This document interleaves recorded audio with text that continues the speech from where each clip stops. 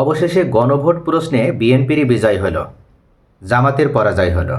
কিন্তু বিএনপির জয় হলেও এটার ভিতরে গভীর এক ষড়যন্ত্র লুকায়িত রয়েছে, যে ষড়যন্ত্রের কাছে শেষ মুহূর্ত পর্যন্ত জামাতেরই হয়তো জয় হতে যাচ্ছে এবং বিএনপিরই পরাজয় হবে।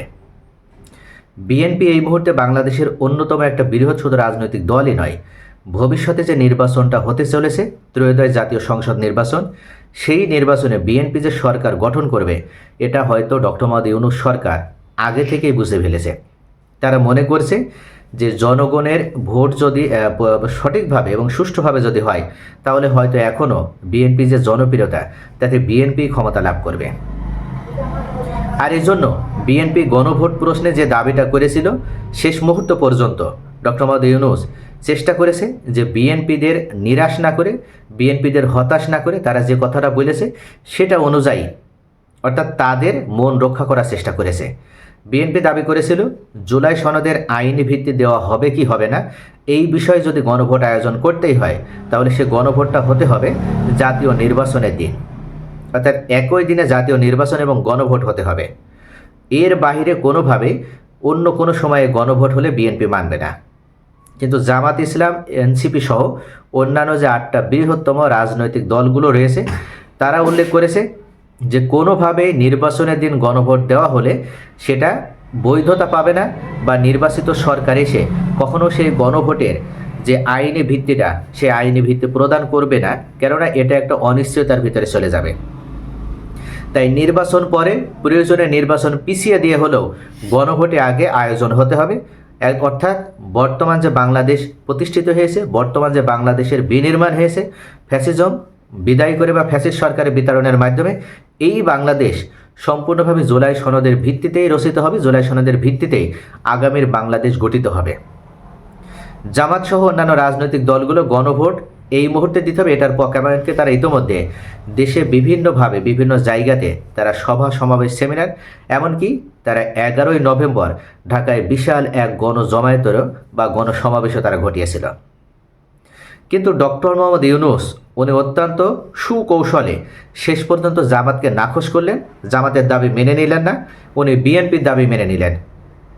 বিএনপি যেভাবে গণভোট প্রশ্নে একই দিনে নির্বাচন এবং গণভোটের দাবি করেছে এই দাবিটাই শেষ পর্যন্ত ডক্টর ইউনূস মেনে নিলেন এবং আজকে জাতির উদ্দেশ্যে দেওয়া ভাষণে উনি এই জুলাই জাতীয় সনদ বা জুলাই সনদের বিষয়ে যে গণভোটটা এটা তিনি চূড়ান্তভাবে জানিয়ে দিলেন।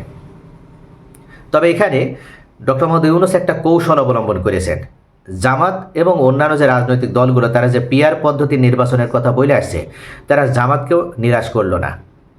তারা গণভোটের বিষয়ে যেমন বিএনপিকে খুশি করলো, ঠিক তেমনইভাবে সংসদের উচ্চকক্ষ পিআরের ভিত্তিতে নির্ধারিত হবে এই ঘোষণাটাও তারা প্রদান করলো। জামাত চেয়েছিল সংসদের উচ্চকক্ষ এবং নিম্নকক্ষ উভয় কক্ষেই পিআর পদ্ধতিতে নির্বাচন হতে হবে। তবে সেখানে জামাতকেও পুরোপুরি নাকচ না করে জামাতের একটি দাবি ডক্টর মোহাম্মদ ইউনূস মেনে নিলেন। অর্থাৎ অন্তর্বর্তীকালীন সরকারের প্রধান হিসেবে ইউনূস সাহেব বোঝালেন যে তিনি কোনো রাজনৈতিক দলকে নাকচ করলেন না। এই মুহূর্তে পরস্পর বিরোধী যে 2টা শিবির, একটা জামাত জোট এবং আরেকটা বিএনপি জোটকে নির্বাচনের দিন গণভোট দেওয়ার মাধ্যমে খুশি করা হলো, আর জামাতকে পিআর পদ্ধতির ক্ষেত্রে সংসদের উচ্চকক্ষ যে নির্বাচনটা সেই নির্বাচনে পিআর পদ্ধতির ভিত্তিতেই হবে এবং এই ঘোষণা দেওয়ার মাধ্যমে জামাতকে খুশি করার চেষ্টা করলো। কিন্তু জামাত ইসলাম কি মানবে? জামাত ইসলাম মানেনি।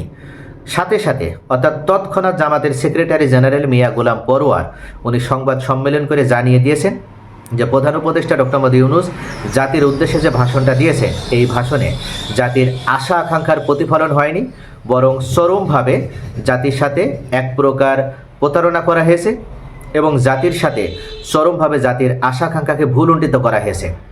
যেখানে দেশের জনগণ, সাধারণ জনগণ পিআর পদ্ধতির বিষয়ের পূর্বেও তারা গণভোটের বিষয়ে এই মুহূর্তে জুলাই সনদের আইনি ভিত্তি চাই এবং তারা গণভোটের মাধ্যমে সেটা নির্ধারণ করতে চায়, সেটা নির্দিষ্ট করতে চায়। কিন্তু সেই জায়গা থেকে জনগণকে বঞ্চিত করা হলো, নির্বাচনের দিন গণভোট নিয়ে যাওয়ার মাধ্যমে এক প্রকার গণভোটকেই অবহেলা করা হলো বা গণভোটকেই টিস্যু পেপারের মতন ছুঁড়ে ফেলে দেওয়া হলো। কেননা নির্বাচনের দিন দেশের জনগণ তারা গণভোট নিয়ে ভাবার সময় পাবে না, তারা নির্বাচন কেন্দ্রিক বিভিন্ন বিষয় নিয়ে তারা চিন্তা ভাবনার ভিতরে থাকবে বা নির্বাচন কেন্দ্রিক তারা কিন্তু মগ্ন থাকবে, যার কারণে গণভোট ইস্যুটা নির্বাচনের আড়ালে এক প্রকার ঢাকা পড়ে যাবে। জামাতের সেক্রেটারি জেনারেল মিয়া গোলাম পরোয়ার জানিয়েছেন যে সন্ধ্যা 6টার পরে ওনাদের যে শুরা সদস্য রয়েছে তাদেরকে এনে ওনারা বৈঠকে বসবেন। এমনকি জামাতের সাথে অন্যান্য যে সমমনা রাজনৈতিক দলগুলো রয়েছে তারাও পার্সোনালি আলাদা আলাদাভাবে তারা নিজেদের ভিতরে তারা আলোচনা করবেন, বৈঠক করবেন এবং তারা পরবর্তী কর্মসূচি নির্ধারণ করবেন। অর্থাৎ জামাত কোনোভাবেই এই যে আপনার যে গণভোটের বিষয়টা নির্বাচনের দিন নিয়ে যাওয়া হলো এটা তারা মানেনি, তারা মানবেও না, কিন্তু পরবর্তীতে তারা কিভাবে গণভোটের দাবিটা আদায় করবে এটা নিয়ে তারা এখন একের পর এক তারা কর্মসূচি প্রদান করবে। এটাকেও কিন্তু রাজনৈতিক বিশ্লেষজ্ঞ ডক্টর মোহাম্মদ ইউনূসের চরম এক বুদ্ধিদীপ্ত খেলোয়াড়ি মনোভাব হিসেবে দেখছে। কেননা ডক্টর মোহাম্মদ ইউনূস 26 সালের ফেব্রুয়ারি মাসে যে নির্বাচনের কথা বলেছে এটা এক প্রকার কিন্তু চাপে পড়ে নির্বাচনের দিনটা তিনি দিয়েছেন। দেশের ভিতরে এখনও প্রয়োজনীয় যে সংস্কার সেই সংস্কার সাধন করা সম্ভব হয়নি, এখনও ফ্যাসিস্ট সরকারের বিচার প্রক্রিয়া কিন্তু সঠিকভাবে শেষ করা যায়নি। আর তার পূর্বে যদি নির্বাচন আয়োজন করতে হয় তাহলে নির্বাচিত হয়ে যে সরকার ক্ষমতায় আসবে তারা যে পরবর্তীতে সংস্কার কার্যক্রম পুরোপুরিভাবে করবে কিনা এটা একটা অনিশ্চয়তার ভিতরে পড়ে যায়। তবে বিএনপির চাপে পড়ে বলা চলে অন্তর্বর্তীকালীন সরকার শেষ পর্যন্ত ফেব্রুয়ারিতে নির্বাচন হবে এমন একটা আশ্বাস তারা প্রদান করেছিল। তবে এখন জামাতের পক্ষ থেকে যেহেতু বলা হয়েছে যদি গণভোট এই মুহূর্তে দেওয়া না হয় তাহলে 26 সালে যে জাতীয় নির্বাচনের স্বপ্ন দেখছে বিএনপি সেই নির্বাচনও পিছিয়ে দেওয়া হবে, কোনোভাবেই 26-এ নির্বাচন হতে দেওয়া হবে না।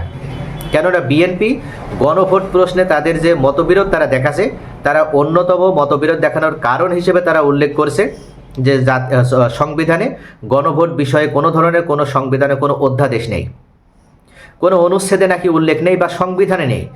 তবে 26 সালে যে নির্বাচনটা হবে এটা কি সংবিধানে আছে? জামাতের সহকারী সেক্রেটারি জেনারেল হামিদুর রহমান আজাদ উনি উল্লেখ করেছেন যেহেতু সংবিধান অনুযায়ী সব কিছু হবে তাহলে এই মুহূর্তে যে নির্বাচনের কথা বলা হচ্ছে সেটা হবে না, নির্বাচন হবে 29 সালে। এবং যদি গণভোটে এখন দেওয়া না হয় তাহলে 26-এর নির্বাচনও জামাত কোনোভাবে হতে দেবে না। জামাত সহ অন্যান্য যে রাজনৈতিক দলগুলো রয়েছে তারা শক্তভাবে বক্তৃতা প্রদান করেছেন, তারা বিবৃতি প্রদান করেছেন এবং যদি নির্বাচনের বিষয়ে গণভোটের বিষয়ে যদি সরকার পরবর্তীতে আবার কোনো ধরনের কোনো পরিবর্তন নিয়ে না আসেন বা বিএনপি যদি ঐক্যমতে না আসে তাহলে দেশ কিন্তু সংঘাতের দিকে ধাবিত হচ্ছে। আর মনে হচ্ছে যে দেশকে গভীর একটা রাজনৈতিক সংকটের মুখে ডক্টর মোহাম্মদ ইউনূস ইচ্ছাকৃতভাবে ঠেলে দিয়েছেন। মাননীয় প্রধান উপদেষ্টা উনি চাচ্ছেন যে গভীর একটা রাজনৈতিক সংকট তৈরি হোক এবং সেই ইস্যুটাকে ব্যবহার করে নির্বাচনকে যেন পিছিয়ে দেওয়া যায় এবং আরও বেশ কিছুদিন বা আরও কয়েক বছর যেন অন্তর্বর্তীকালীন সরকার তারা ক্ষমতায় থাকতে পারে। এটা কিন্তু এক প্রকার সুপরিকল্পিতভাবে করা হচ্ছে। ইতিমধ্যে এনসিপি ন্যাশনাল সিটিজেন পার্টি তারা কিন্তু নবাগত রাজনৈতিক দল, তারা এখনও সেইভাবে তাদের সাংগঠনিক কাঠামো তারা গড়ে তুলতে পারেনি। ধারণা করা হচ্ছে যদি নির্বাচন পিছিয়ে দেওয়া হয় তাহলে সেক্ষেত্রে লাভবান হবে এনসিপি, কেননা তারা জনগণের দ্বার প্রান্তে পৌঁছানোর সুযোগ পাবে, তারা জনগণের কাছে জনপ্রিয় হওয়ার একটা সুযোগ পাবে এবং তারা বাংলাদেশের ভিতরে একটা স্থায়ী ভিত্তি গড়ে তুলতে পারবে। যে জন্য অন্তর্বর্তীকালীন সরকার এখন চাচ্ছে যে নির্বাচন জামাত এমন একটা কৌশল অবলম্বন করুক বা জামাত এমন একটা রাজনৈতিক পরিবেশ বা পরিস্থিতি তৈরি করুক শেষ পর্যন্ত ডক্টর মোহাম্মদ ইউনূস বাধ্য হয়ে যেন নির্বাচন পিছিয়ে দেন এবং গণভোটটা যেন আগে এগিয়ে নিয়ে আসতে পারেন। অর্থাৎ আলাপ আলোচনার মাধ্যমে আর রাজনৈতিক কোনো সমঝোতা আসছে না এটা নিশ্চিত। রাজনীতি এখন গভীর সংকটের মধ্যে পড়ে গেল এবং রাজপথের মাধ্যমে মনে হচ্ছে যে রাজনৈতিক সংঘাতের দিকে ধাবিত হলো এবং বিএনপি এবং জামাত এই দুইটা পরস্পর বিরোধী যে শিবির তাদের বিরুদ্ধে সংঘাতের মাধ্যমেই নির্ধারিত হবে যে নির্বাচন এবং গণভোট আসলে কবে নাগাদ হবে।